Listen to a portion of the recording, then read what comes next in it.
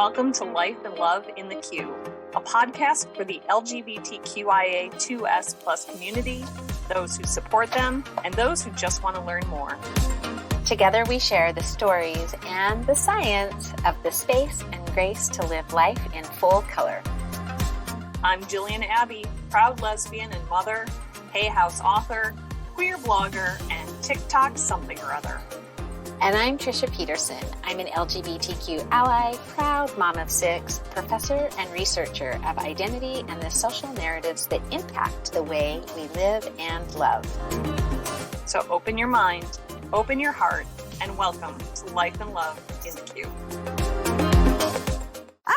Jill, this is our 15th episode. How did we get here? I don't even know, but I've had so much fun that I cannot wait for 15 times 15 to come. Oh my goodness. Yes. Okay. Yeah, this has been great. I am having so much fun. And first of all, I look forward to our time together. I'm having so much fun reading our comments, and I am loving especially when you either share the private messages that you get or that I get to share private messages that have come to me. So I kind of want to spend today just recapping the past 14 episodes and what have we learned and what have we talked about and what do we know that our audience loves and what do we want to do in the future. Yeah, that sounds great. I feel like if I were more vocally inclined, I would sing these are a few of my, I'm not even gonna, these are a few of my favorite things. So the spoken word. One of the things that I was thinking about that I love that has been kind of funny is we had one comment that in the very beginning when we had talked about in the Q, and they had made a comment about the Q being QAnon. Right. And you and I kind of Conspiracy laughed. theorists. We laughed a teeny little bit about that, and then we shared with our audience how we came to decide on in the Q, and that it really was the whole idea of the messy middle of when any time in life that we're just existing in the Q's of life. You know, we're not where we were and we're not where we're going, and we're just kind of trying to figure out where we are. And it was such on the journey. And we loved it because it fit with that population and it fits with our LGBTQ community. It fits with the coming out process, no matter what closet you're coming out of. So that's kind of been fun for me. Absolutely. I think what I love so much, what I've learned just a few episodes in. So when we were originally coming up with this, I thought, well, okay, so given our logo design that has the rainbow flag in the Q, and given the fact that I'm a very vocal lesbian and everything in my life, it's like all the Queer Abby blog and the Perfectly Queer book, I thought that the only people who would be listening to this podcast would be part of the LGBTQ community, and even more specifically would be women and non-binary people who had come out later in life. All 32 of us would be listening in, and we have reached a far larger audience than I ever thought. And I love the comments that we get from listeners who do not identify as part of the LGBTQ. Oftentimes they're allies, or they're working on becoming allies. Yeah. I love the fact that we are creating a space where we can all come together to have these conversations. I agree, and I think that's one of the things I'm looking forward to the most, because we started out definitely with those first 3 episodes on allies, advocates, and adversaries, and I think that was a really good space for people, no matter where they are in the LGBTQ world, to really ask themselves, how am I existing in relation to the rules and expectations of the world? Am I being an adversary in my daily life? But then we've really been able to talk about things that do have application to everybody that's going through life changes and transitions, which is where my expertise comes in. So that's one of the things that I love, is you and I really do come from such different perspectives in so many things. We have a lot of similarities, but we really have very also different life experiences, and that's what allows us to kind of reach out and wrap our arms around a big group of people. Yeah, we're hugging you all right now. Yes. I hope you feel it. You just got hugged. Yeah. Not gonna lie, I'm a little bit nervous about this episode because we are going back and talking about so many of the things we loved from past episodes or conversations that we were hoping we could continue or we had more ideas on. But also, I feel like I have the memory of a goldfish sometimes. So if you ask me what my favorite episode was right now, I'm going to tell you it's episode 14 on grief. That was amazing. I loved it. Now somewhere in my brain cell, my other brain cells are like, no, Jillian, you also enjoyed episode 3 on the identity discovery gap. And you also loved the episode on silent stories and the messy middle and coming out. Like, I remember feeling good about those episodes. Could I tell you any of the words I said or any of the words you said? No, I could not. Well, I will say I too loved the episode on grief, but you know what I loved about it was, and I think this is kind of the tinge that's in all of our episodes, is that the conversation never goes where we think it's going to go. No. And one of the things that you and I learned really early on is we didn't want a script. Those first couple of episodes, we tried to have even like a rough draft script. And you and I got to a point where we decided that it was yours and mine authentic conversations that had even led us to want to do the podcast in the first place. And we kind of returned to that. So I envision, like, this is my vision and my hope, is that our listeners actually feel like they have been invited to grab a cup of coffee and join us in a conversation. Yes. Well, and it's funny, oh my gosh, thinking back to the script now, this is like igniting some brain cells, because there is a very pregnant pause in episode 1 where I remember you saying something and me looking at the script and going, that is not part of the script. What the fuck has she done? Oh my gosh, I need original thought right now. What am I going to do? And I just blanked completely. And I was like, here we go. We are off to a rough start here. And I know other people heard it and they were being so kind. But they were like, are you going to is this going to be like a Q&A session going forward? Or are you just going to have some maybe conversation? So I love the fact that we can just do conversation, because obviously like prepared Q&A is not our jam. I tell people all the time, my 3 main signs are Virgo, Scorpio, Scorpio. So I want you to give me a rule, and I want it to be so perfectly clear that I understand every single thing that I'm supposed to do. But because I understand everything I'm supposed to do, it's very likely I'm going to break the rules. But I'm going to understand the chemistry or the science behind whatever I'm creating enough that I can break the rules. And so asking Treisha to stay on script is about as funny as asking me to... I don't even know. There's nothing funny to me as staying on script. It's just not likely. Right. It's like, I was going to say, it's like trying to herd a cat. And the cat's just like, I understand that I could walk in that direction. I understand that's what you want me to do, but I got this. Yeah. Squirrel. I've got squirrel brain. Yes. And also, so then I can't even remember what all 3 of my signs are. The only one I can keep track of is the one that correlates like Aries. I'm an Aries, which means that I built out a huge ass spreadsheet and created these forms. I was like diving in head first. Look at all the things. This looks amazing. And then you go off script and then I'm like, forget about it. We don't need anything. I'm done with this. So I love that that plays into our personality, but look, it's working out. Here we are, episode 15. I know. So do you have a favorite episode? Well, I can talk about the identity gap for days. So that one I probably loved talking about because I love being able to share that concept. I think a lot of people don't. That's not a concept we talk about in social conversation, but it's so critical to understand. And then I really loved the episodes where we just got to touch on the chronic sorrows, the compassion fatigues, the caregiver burnout. Mm-hmm. Because again, I think that's something we toss those words around right now, but we toss those words around in a very casual sense. And I think that it's important. Those are words that I think are important to be able to start creating a shared language around the experiences of discrepant identity and those silent stories. The only way we're going to pull those silent stories out is if we can start creating a shared language around some of the painful emotions. So I loved those episodes very much.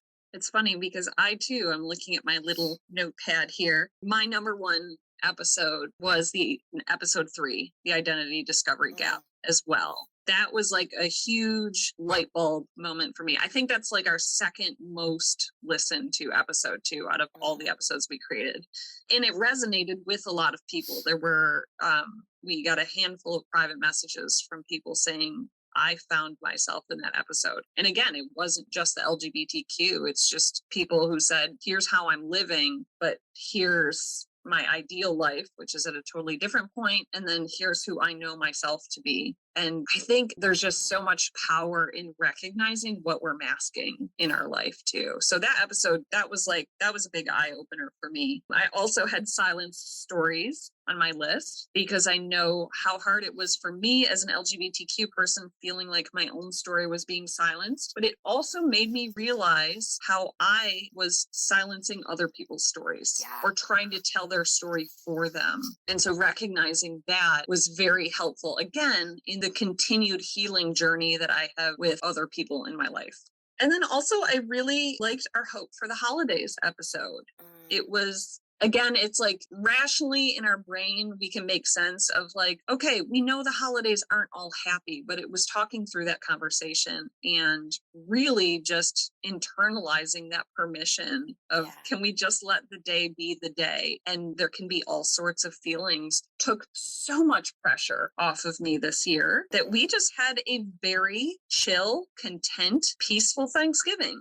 There wasn't necessarily any like major high, but there was no major low. It was just a nice day. And that felt really nice because leading up to the holidays, I was starting to feel a lot of concern and negative emotion around it. So, but also, okay, so I don't even remember what episodes these all are, but I think the episodes I'm most proud of are the ones where I cry, which is becoming a more regular thing.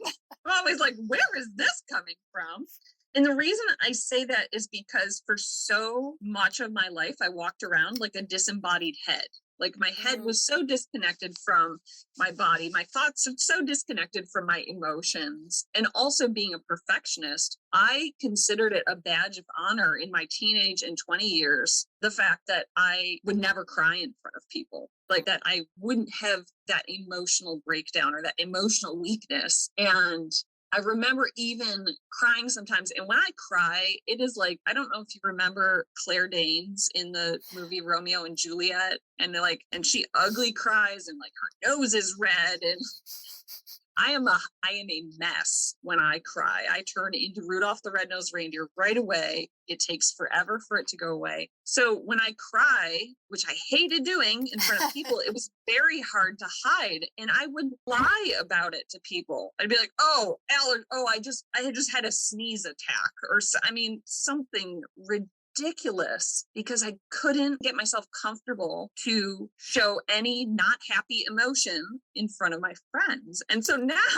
the fact that I'm like bawling my eyes out and wiping my nose on a larger audience with, you here and I on camera, and then knowing that this is going out into the world for everyone to hear and being totally okay with that. I just love that. Yeah. Well, if should is a component of shame, then let's say that tears are a component of trust. Yes. That when we have tears, it's a really great indicator that we trust our environment. We trust the topic. You have such good words. Anyone ever tell you maybe you should podcast or like write a book or something? Write a book, yeah. I've heard that once or twice. Cool. Yeah. What about you? Do you have any episodes, any particular like aha moments throughout the episodes or anything you're just particularly proud of related to the podcast? Well, kind of, I've already said it a little bit. One of the things I'm most proud of is that we've really been able to come to a place where we can bring both of our strengths, both of our weaknesses, all of our stories, and just share authentically with whoever's listening. And so I feel like that's a big win for me because I don't know. I was actually just writing this in my book proposal, but I was just writing this down and saying, it's not that finding my voice is hard for me. but sharing my voice in a meaningful way is important for me. And I oftentimes feel like I mask or I hide elements of my stories to protect my kids or to protect my ex-husband or even, to protect the family that I grew up with. And I feel like as you and I share some of our stories, we're not necessarily having to share the intimate details of the people who've been in our lives, but we're able to share a little bit of your ex-husband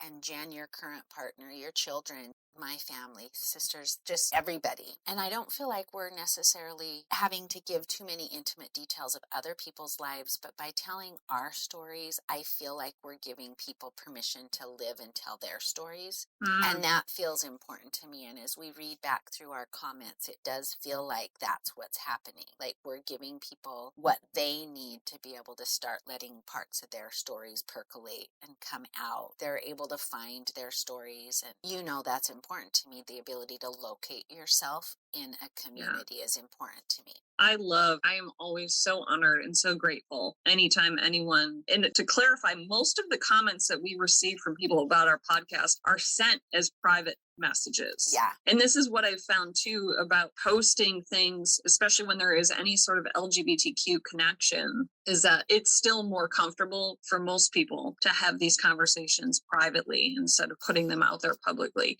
But I'm so honored when people do that, when they feel privately even that they can share their story with us. Yeah. It means a lot. Well, and that's just a really good indicator of exactly what we're talking about, just how socially silenced our stigmatized stories are. That's an awful lot of S's. But really, the more stigmatized, the more political drama, the more social drama that surrounds the experiences that we're going through, the more we do keep those quiet. And so even if people feel like they have to keep parts of their stories in that silence zone, it's nice they know that they have somewhere that they can go to hear that they're not alone, to feel that they're not alone, to feel seen and heard in their life. Yeah. It's really the first step. And we don't go from silence to bullhorns overnight. It took me about 2 days. Yeah, I agree.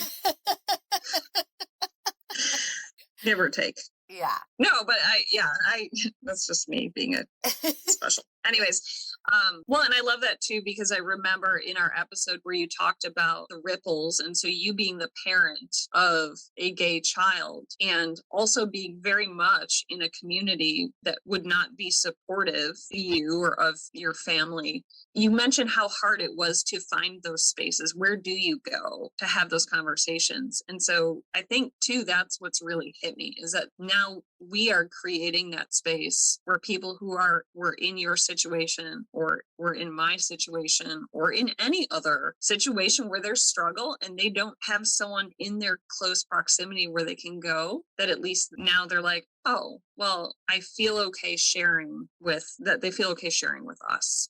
That's huge. If we had more spaces like this in our society, like there's healing in that. Well, what's funny about you saying that, and I actually hadn't made this connection until just now, but when I wrote my dissertation, just really short explanation, I had wanted to do a quantitative research, but when I was a student, I recognized that I was failing all of the measures and the Likert scales, during my classwork, I would take a measure on hope and I would fill out on a scale of 1 to 10, how hopeful do you feel? Oh, 10. On a scale of 1 to 10, how well do you think your future looks? Oh, 10. So I quickly realized that there was no way that I could do a quantitative dissertation. And then when I decided I was going to do a qualitative dissertation, which is based on stories and interviews. And I realized that I actually couldn't even do a pure qualitative dissertation because in order to ask women what I wanted to be able to ask them, I would have had to have fed them so much information, which then meant I would have distorted the research itself. Because we don't have a shared language, because there's so many things we don't talk about, I hope that makes sense, but I would have had to have explained so much to them that I wouldn't have actually heard their authentic stories. They would have just been responding to my teaching. I always laugh, actually, that Brene Brown says that when she wrote her dissertation, it was such a big deal to make a qualitative dissertation. She says that she was using the pink book in an environment where they wanted the blue book, like stats matter, and she wanted to tell stories. And I feel like I went one step further and I wrote an autoethnography. And that's like the biggest risk in my field. But anyway, I did that because there was no other way for me to come up to research what I wanted to research, which is this experience of how much do we silence our stories? How do women feel about themselves when their kids are struggling or when their families are struggling? Like, there were these questions I had that I knew I was experiencing, but I wanted to know what it looked like for everybody else. And what I discovered, there was like 7 things that I discovered from my research, but one of them was that in academic literature, in science and methodology, and in social dialogue, we actually never talk about what I call mid-stage motherhood. And it's this age of women between like 35 is probably about the youngest-ish, but like between 35 and 50. But these women who are raising the tweens and the teens, so kids between 9 and 24. So, I'm in it. You are in it. We're both, yeah. But so like it's like this middle stage motherhood piece, and nobody talks about the experience of that. And if it's not showing up in the science, then it's not actually going to show up in social dialogue, because social dialogue is based on scientific inquiry, and then it just trickles down into social dialogue. Anyway, that was a huge tangent, but to me, that's what we're covering. We are covering people who are in the middle stage of life who were socialized as mothers, socialized as women, socialized to be caregivers. And I think that we just don't have representation in this area because for so many years, this stage of life was just assumed to be narrated by the norm. And it's just not. Because the teenage years are like so easy too. Yeah. That's it. We don't need support there. We're good. And so much of our struggles with teenagers are because we don't understand how the system is defining who they are and what they can do and who they can love. So no wonder they're distressed. This book was necessarily one that I relied on much in my library, but when every person gets pregnant and then they're handed a copy of like what to expect when you're expecting. And so now I kind of feel like I'm waiting for my copy of like what to expect when you're raising a mother fluffing teenager.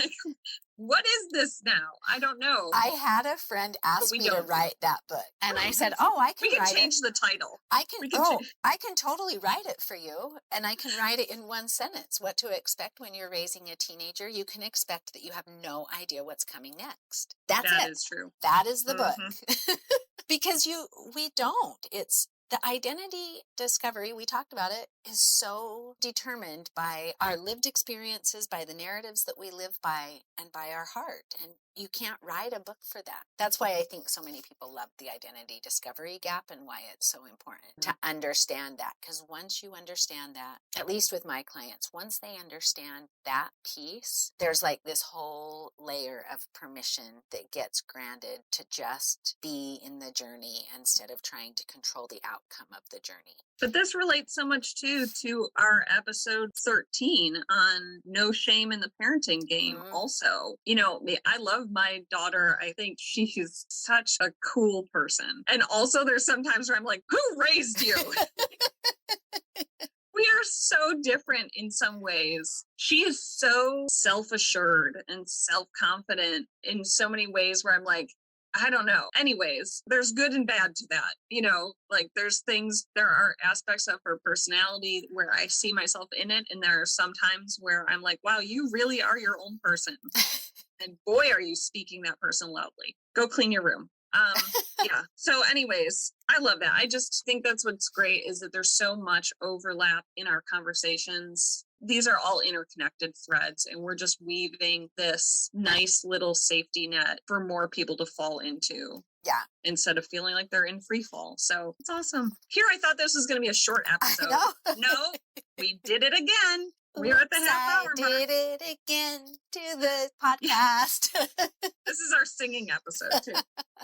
Any other final thoughts? I think my final thoughts are that I love where we're growing. I love you and I have talked about the next, I think 10 episodes. We've got a lot that are in our queue that I'm super excited about. I think that as I reflect back, that's what I'm most excited for as we grow forward is we've covered a lot of distance in 14 episodes. We really have covered a lot of space and a lot of territory. I think we'll go back and probably deepen in on some of them eventually. Yeah. But I think that that's what's been fun, is watching it grow. Not it as a podcast, it as a conversation. Absolutely. Well, thank you to you and to every person who is listening to this now, who is joining us in our conversations, and to everyone who has sent us a private message or dropped a review or a comment on an episode. And we would love to hear more feedback too going forward. Like, where can we go from here?